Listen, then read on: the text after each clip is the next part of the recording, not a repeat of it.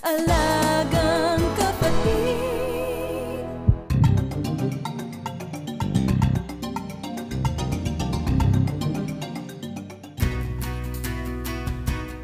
Nakilala namin ang isang 15 anyos na dalagita, si Jamira Santos, Ira sa mga malapit sa kanya. Masayahin, mapagmahal, masipag na estudyante, puno ng pangarap. Pero sa isang iglap, dahil sa isang hindi sinasadyang pagkakamali, nagbago ang lahat.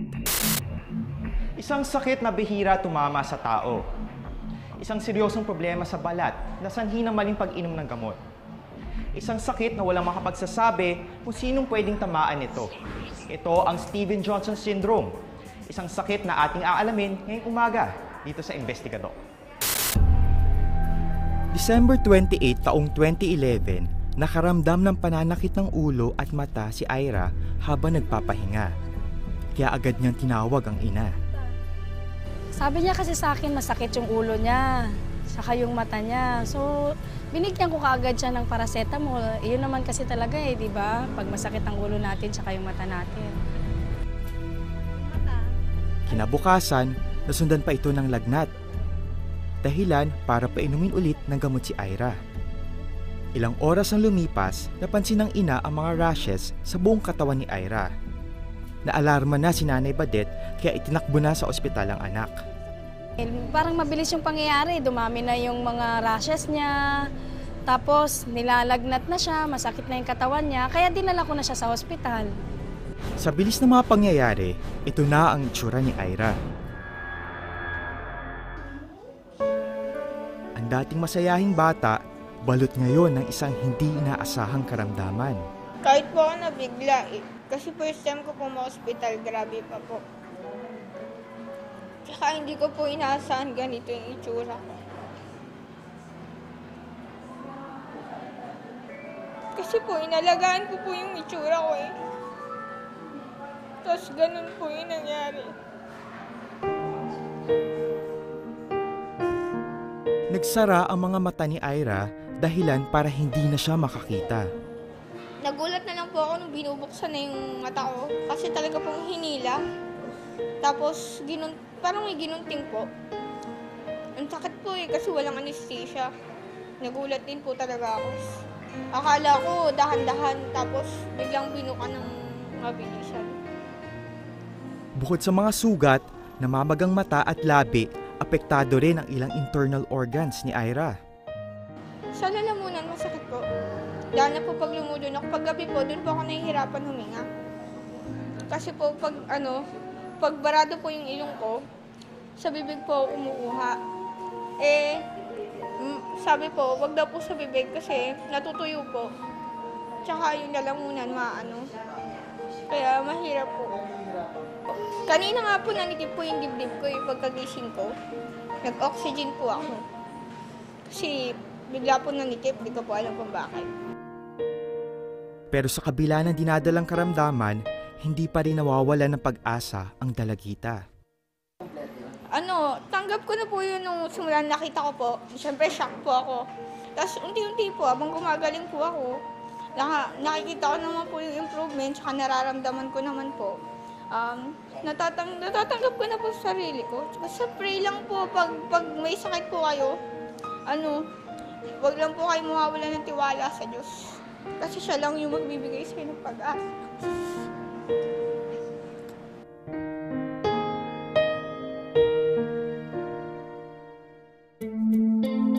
Si Ira, biktima ng isang hindi pangkaraniwang karamdaman na kung tawagin ay Stevens-Johnson Syndrome. Isa itong life-threatening condition ng ating balat, tulad ng pagkakaroon ng allergic reaction sa gamot, kung saan namamatay ang skin cells na nagkakaroon ng tubig hanggang kumalat sa buong katawan. Ang isang taong may Stevens-Johnson Syndrome, kakakitaan ng reaksyon sa balat at mucous membranes. Ibig sabihin, apektado ang kanyang mata, bibig, ari, pati ang tiyan at maging daanan ng ating hininga. Ang sanhi raw ng ganitong kondisyon, isang immune reaction na nagtitrigger ng infeksyon dahil sa pag-inom ng maling gamot o medications. Ang nangyayari, nagproproduce ang white blood cells ng kemikal sa ating katawan na nagiging dahilan at nagpaparami ng cell death. Kung hindi maagapan agad, maaaring mamatay ang pasyente. Malaki na ang pinagbago ng kanyang kondisyon. Naghilom na ang mga sugat sa kanyang katawan. Maging mga mata at labi, bumabalik na rin sa dating itsura. At ang magandang balita, makakalabas na rin siya ng ospital. Nakatulong sa mabilis na paggaling ni Ira ang pag-inom ng 2 klase ng antibiotic, virgin coconut oil at cream para sa mga sugat, eye drop sa mata, lahat ng ito ay nireseta ng doktor. At higit sa lahat, suporta ng kanyang mag-anak. Pero ang payo pa rin ni Dr. Net, tandaan niya na yung gamot na ininom niya, na doon nagsimula yung pagkaroon niya ng rashes, umiwas na siya doon para hindi na maulit. ayon pa kay Dr. Net, walang pinipiling edad o kasarian ang sakit na dumapo kay Ira. Kahit sino, pwedeng dapuan ng sakit na Stevens-Johnson syndrome. Kaya kailangan na matinding pag-iingat. Saka kung sa family history may mga allergy sila sa mga specific na gamot, mas maganda yung pag-iwas dun sa gamot na yun para hindi na magkaroon ng ganitong klaseng reaction. Bago lisanin ang ospital, dumaan muna ang mag-ina sa kapilya para magpasalamat sa Diyos.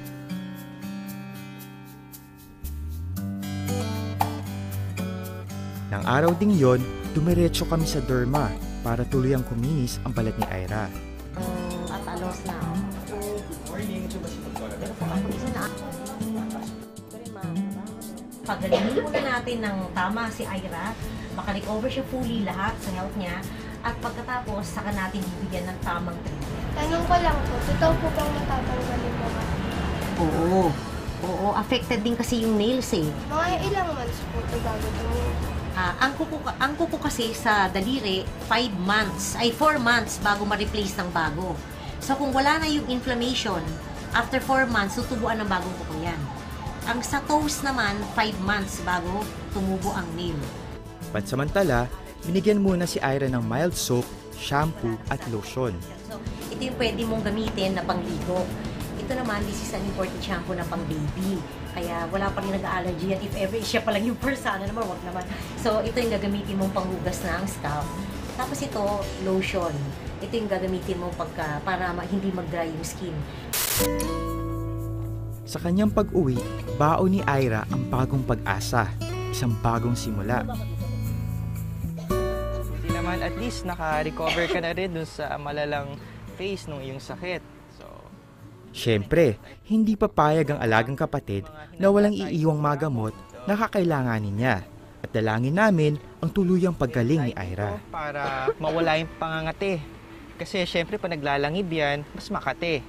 Kaya iinumin mo to tuwing gabi para hindi ka kakamot-kamot, para hindi magsugat yung mga para hindi magsugat yung balat mo dito. Ayan, kasi syempre, ang naapektuhan sa'yo dito yung bibig mo, di ba? Meron tayong mga sugat-sugat dito. So, kailangan mo to i-gargle, ihahalo mo siya dito para hindi ma-impeksyon yung mga sugat mo sa bibig. Ayan. Virgin coconut oil. Ilalagay mo to 30 minutes bago ka maligo para ma-moisturize yung balat mo at hindi manuyo. Nagpapasalamat po ako ng marami kasi laking tulong na po nito, lalo na po yung pang-gargle ko kasi mahal po siya. Tsaka po yung VCO. Tsaka laki na po ng tulong niya na gawa niya sa amin. Upang maiwasan ang hindi inaasahang sakit, mas mabuti magpakonsulta muna sa malapit na klinik bago uminom ng gamot. Dahil sa konting pagkakamali, peligro sa kalusugan ang kapalit. Ako po si Doc Walter. Magandang umaga, kapatid.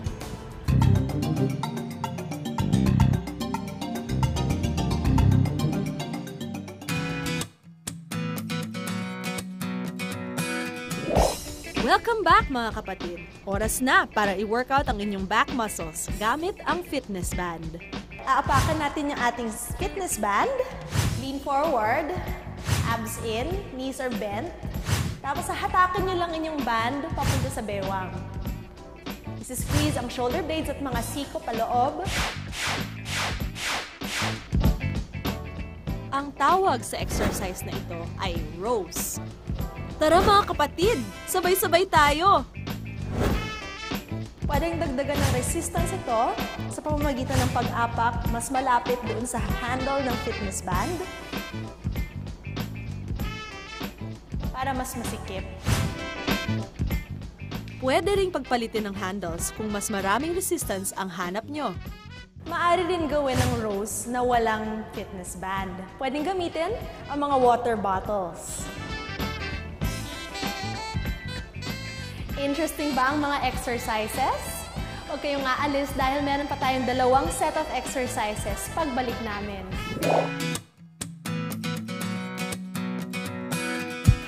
Susunod. Yung asawa ko may pneumonia. Tapos yung pangalawang anak ko may pneumonia. Tinitiis namin dahil wala nga kami ibang mapagkukunan ng hanap buhay. Halos po sa ubo ko pagka nakalangap ako ng usok. Para pong yung ito pong lalamunan ko para pang nababarahan. Ala